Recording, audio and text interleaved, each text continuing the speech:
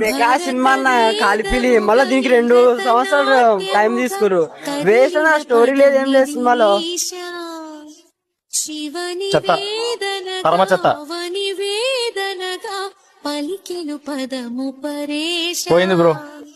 నీలకంఠరా చాలి పొందరా కరుణతో ననుగనరా.